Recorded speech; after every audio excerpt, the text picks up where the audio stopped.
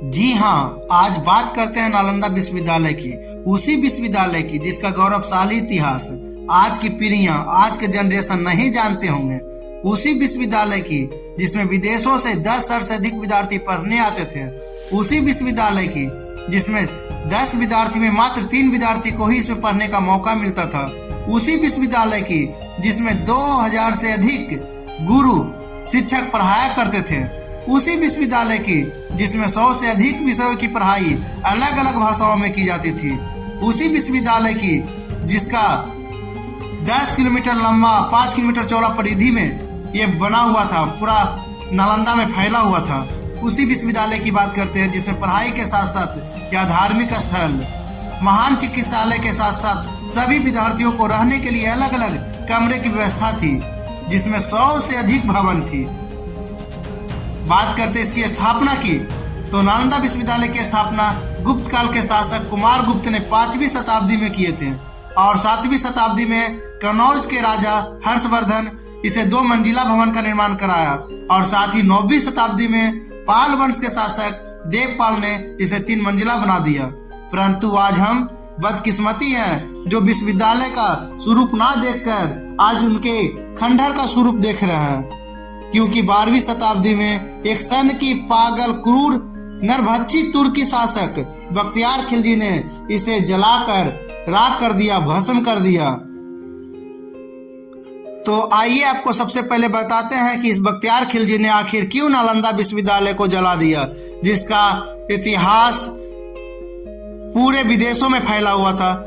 नालंदा का, बिहार का मेरा नाम विख्यात था विदेशों में। सभी देशों में हमारे नालंदा का डंका बजती थी, तूती बोलती थी, लेकिन आज ये खंडहर का स्वरूप बन गया। आखिर क्यों? बख्तियार खिलजी ने इसे क्यों जलाया? तो आइए आपको सारी कहानी बताते हैं। इस कहानी को सुनते ही आपके रोंगटे खड़े हो जाएंगे, आपकी आंखें नम हो जाएगी।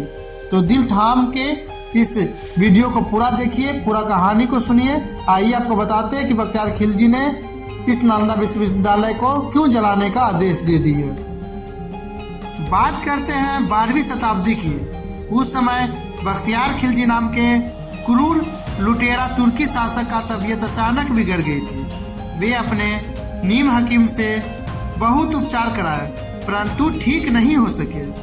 उसी समय एक यात्री जो नालंदा विश्वविद्यालय में सभी विषयों की पढ़ाई करते थे, वे आचार्य की अनुमति से इस राजा से मिलने आए।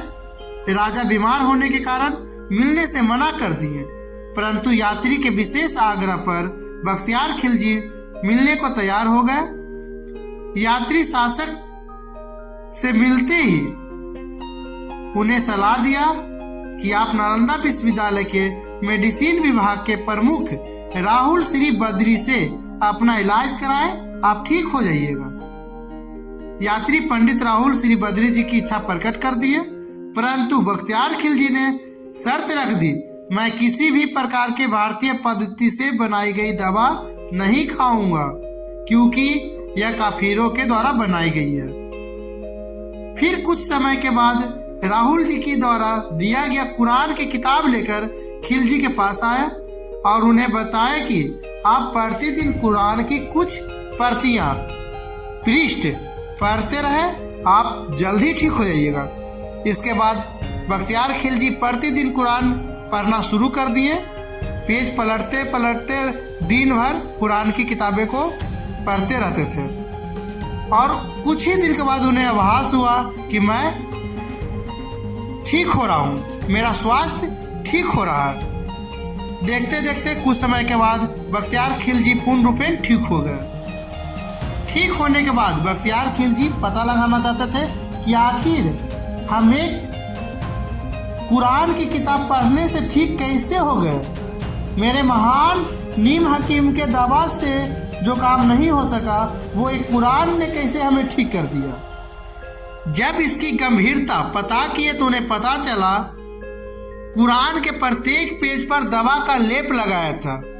पंडित राहुल श्री बद्री जी जानते थे कि खिलजी कुरान पढ़ते समय पेज को पलटते समय हाथ पर थूक का इस्तेमाल करते हैं। इसी का फायदा उठाकर उनके थूक के नियम के कारण उनके शरीर में दवा का असर हुआ और वे ठीक हो गए। इस घटना के बाद खिलजी को सहन नहीं हुआ कि मेरे नीम हकीम से हम ठीक नहीं हुए और काफिलों के दवा से हम ठीक हो गए। मेरे नीम हकीम से ज्यादा ज्ञान उन आचार्य और पंडितों में है। मन ही मन नालंदा के प्रति उनके मन में द्वेष पैदा हो गई। नालंदा विश्वविद्यालय में भगवान बुद्ध की मूर्ति के समक्ष सभी आचार्य और गुरु शांति के साथ ज्ञान का प्रचार प्रसार करते थे, परंतु खिलजी की मूर्ति पूजा के खिलाफ रहते थे। उन्हें सहन नहीं हुआ और एक दिन अपने घुड़सवारी सेना के साथ नालंदा पहुंच गए और नालंदा विश्वविद्यालय के सभी गेट को बंद कर दिए और सेना की एक टोली अंदर चली गई और उसके अंदर खून की होली में बदल गई। सभी आचार्य, विद्वान, गुरु और वहां के विद्यार्थी को मार दिया गया। कुछ लोग अपनी जान बचा के पांडुलिपि को अपने कपड़ों में छिपाकर भागने में सफल हुए, जो तिब्बत की ओर भाग गए। जब सभी मूर्ति पूजन को मार दिया गया और अपने सैनिकों को वो आदेश दिए कि जितने भी यहाँ पुस्तकालय हैं सभी पुस्तकालय में आग लगा दिया जाए। कहा जाता है कि जब नालंदा विश्वविद्यालय में आग लगाई गई थी तो यह आग 6 महीने तक लगातार जलती रही।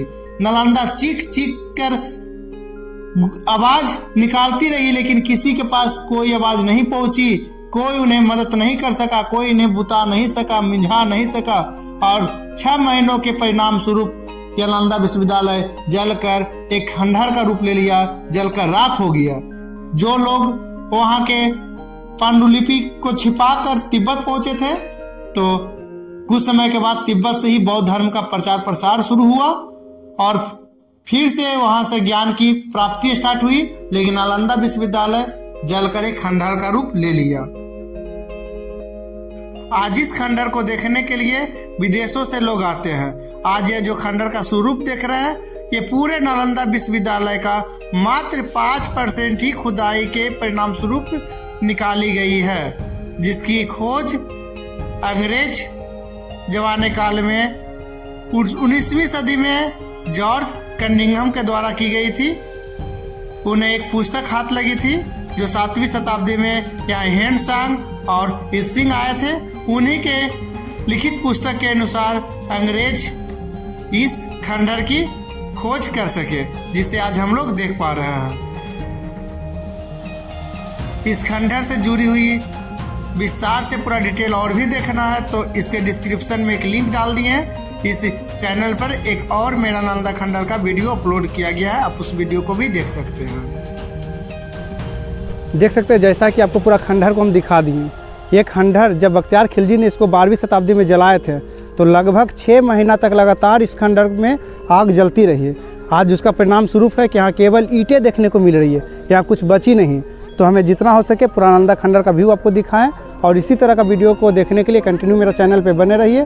और अभी तक मेरा चैनल को सब्सक्राइब नहीं किया तो चैनल को सब्सक्राइब कीजिए, जितना हो सके वीडियो को लाइक कीजिए और शेयर कीजिए। चलिए फिर मिलते हैं नेक्स्ट ब्लॉग में, नेक्स्ट वीडियो में। बाय।